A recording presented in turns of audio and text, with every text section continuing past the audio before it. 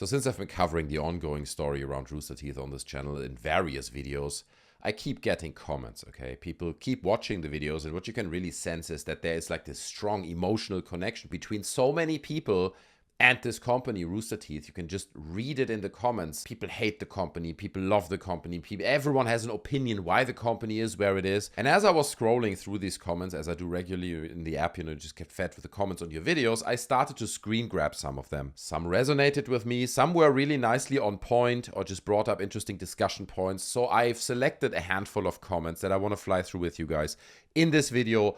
All these comments are taken from various Rooster Teeth videos, but you'll see, they are more comments about the general situation at Rooster Teeth rather than a specific video, so even out of context, they should make sense. Let's start with the first comment by Nam, N-A-M. And Nam says, Rooster Teeth seems to be a perfect example of what happens if you take a good thing and do absolutely everything wrong with it.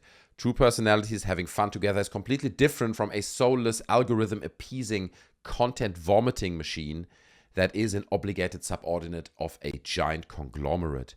I used to truly love them as a kid when I found them in 2012. And this is an archetype comment. Okay, I literally get hundreds of comments that are very, very similar to this, where people say, now they are this, I used to love them as a kid. Now there are points that I disagree with in this comment. Like, for example, I'm not sure about the whole thing of like, oh, now they are part of this giant conglomerate, so they are doomed and they are terrible because they are or have been bought by Discovery Warner. Sure, that might play a role in it, and it's probably not ideal, and maybe that, I don't know, I'm speculating here obviously, but the relationship poses challenges for the company or something like that. That is possible.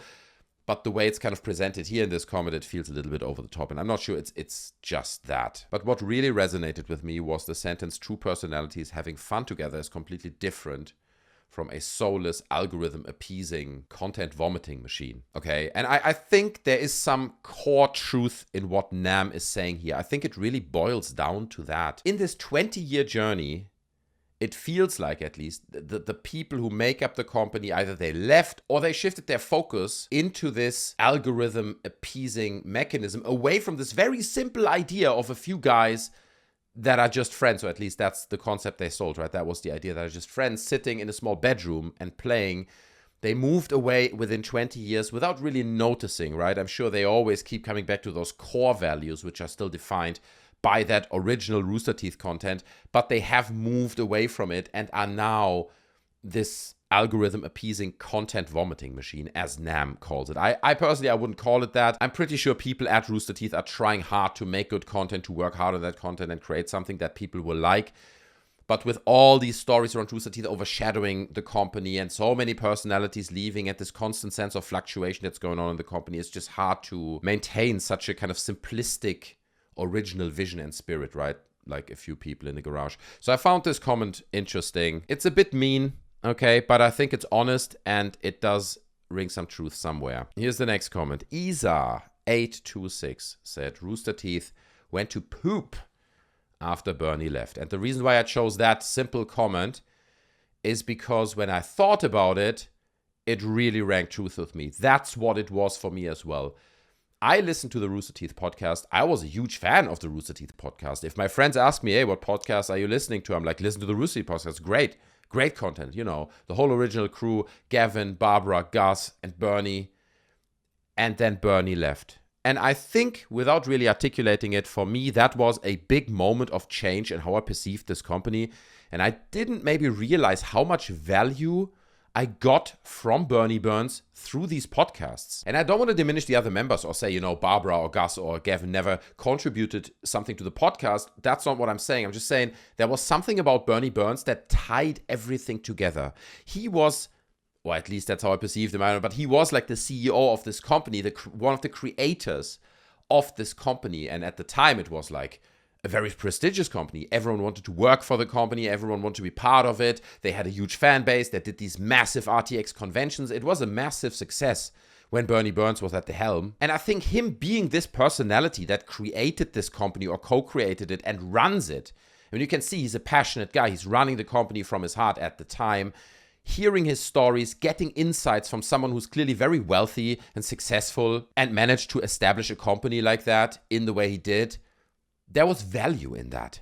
Do you know what I mean? And that was value that and excuse it's just my perception of it, but that Gus and Barbara and Gavin and all the other members didn't really bring to the table. So when Burnie left, for me, that was the end of an era. It really felt this way. And that was the end of Rooster Teeth for me. I stopped listening to the Rooster Teeth podcast after that. I think I kept listening for another 10 months or something, just out of habit, really. But then at some point, there was a moment where I was like, yeah, it's just not that good anymore, is it? And then only years later, I kind of articulated to myself that probably Burnie Burns played a big role in that. So, simple comment, but I think, at least for me, there's some truth to it. And obviously, keep in mind, this is something that everyone defines differently. Everyone will have their own moments where members of the crew leave or said something or did something where, like, you're like, okay, this is it for me. Everyone will have their own moment where they broke with Rooster Teeth. And I think that was mine. And Burnie Burns played a massive role in it. Anyway, next comment by Nathan Hansey, 8619, saying, I want to see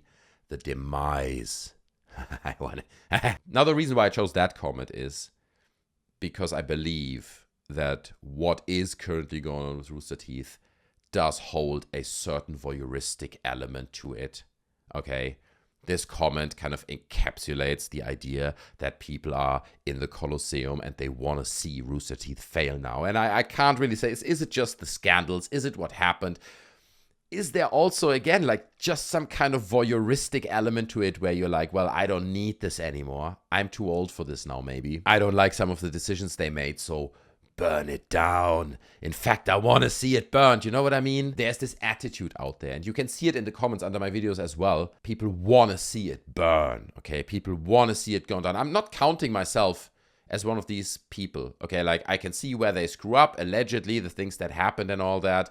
But I don't want to see Rooster Teeth go down, okay? I want to see them turn around, become something different, reinvent themselves, and actually become interesting again. That's what I want to see. I want to see it relive, become something new and meaningful for a new generation. That's what I would love for Rooster Teeth to be. It doesn't need to appease me, but if there's a new, huge generation of fans out there supporting it, that's kind of what I want to see for Rooster Teeth, to be honest. But a lot of people out there want to see the demise, and I think, again, it is like the spectacular on the market square, right? Like, take him down. It's not me. It kind of weirdly plays with, like, primal stuff, it feels like. But let's keep going. Next comment from Steve, saying Funhaus is carrying hard right now.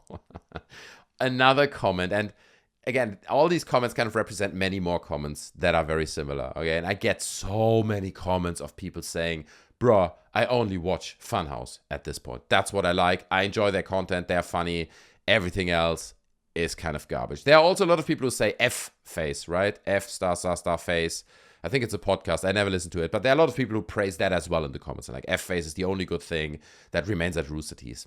It's not what I'm saying, just reflecting the comments. But this guy saying Funhaus is carrying hard. And I think he's right. When I look at my YouTube feed, Funhaus has, and I'm not even watching the videos, okay, but Funhaus has a much bigger presence than maybe Achievement Hunter or Rooster Teeth main channel and so on, right? They're just there, they are liked, they have not a huge community compared to these channels, what they used to be, but they have a solid fan base and they have people who really like them and who really enjoy their content. And to be honest with you, the content from what I've seen, like all that Puppet Yoda thing they did, that was the last thing I've seen. It's a while back now, but that was freaking funny, okay? That was funny stuff. So they're doing good content. They're working hard on it, I'm sure. And it does feel like at this point, Funhaus is probably one of the most valuable properties that sits under the Rooster Teeth umbrella.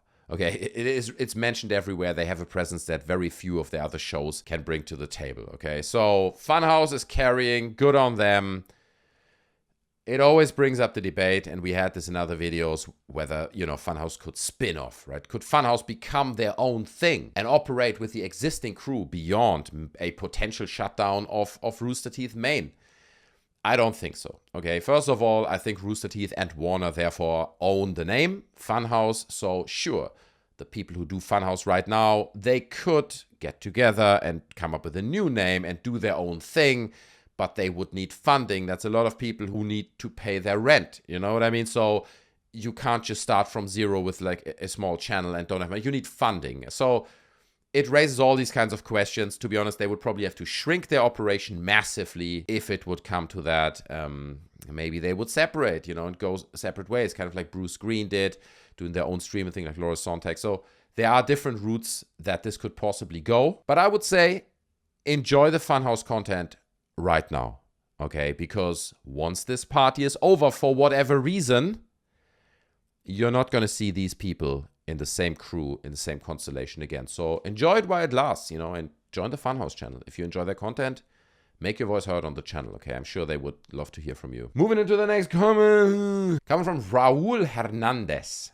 Raul Hernandez, yeah? Does anyone else find it funny that their heydays were when 6 dudes were just playing video games in a room smaller than most bedrooms out of fun? I mean, we kind of touched on that in a previous comment already, but it is another comment about the gentrification of Rooster Teeth, right? The idea that they completely forgot where they came from. They forgot the roots that brought the fans to them, okay? That made these characters lovable. And maybe there's a point to be made about the size as well. Maybe with a company like Rooster Teeth, and I'm just speculating here again, right? There is a size that is just too big for a company like that, where you have too many people, it kind of gets uncontrollable. You struggle to put these puzzle pieces together and make it all work, especially if you have such a clear vision of what Rooster Teeth was in the very beginning. I mean, just the fact that they have all these shows and all these personalities. Another point that I get in the comments very often is that people have a hard time even keeping up with the personalities because they're changing so rapidly. People don't like the new personalities, and then it kind of sometimes gets into like the territory where people are like, oh, it's all just woke and stuff. That's the comment you get very, very often. Again, I think rather than saying it's this or that thing, it is probably a combination of all these things coming together and putting Rooster Teeth in the position that they are right now. So guys, I found this interesting. I enjoy sharing these stories about my experience with the Rooster Teeth podcast at the time and so on. I think it's fun. I'd love to hear your stories. What are your special stories about Rooster Teeth that you remember? Their shows, maybe a special moment that you watched. Maybe you attended RTX. Leave all that down in the comment section below. I'm genuinely curious to hear them. Guys, if you want to talk about Rooster Teeth, if you want to discuss this further, join the community. We have a Discord channel. It's completely free to join. I'm hanging out there. You can DM me and share your opinion about my videos, positive or negative, in the DMs over at the Discord channel. There's a great community of people. The link is in the description. You just need to click the link and you're going to be forwarded to the Discord server. So join the Discord community, make new friends. It's a great place to discuss all kinds of topics, but please don't forget to smash the like button. Okay? YouTubers feed off smash like buttons, so I desperately need you to smash the like button and subscribe to the channel, obviously. I hope you enjoyed this little breakdown of my thoughts on those comments. If you did enjoy it, then please let me know down in the comment section below, and I might do another video in which I may review your comment. All right? So take care. Thanks so much for watching. I see you in the next video, and I'm out. Bye.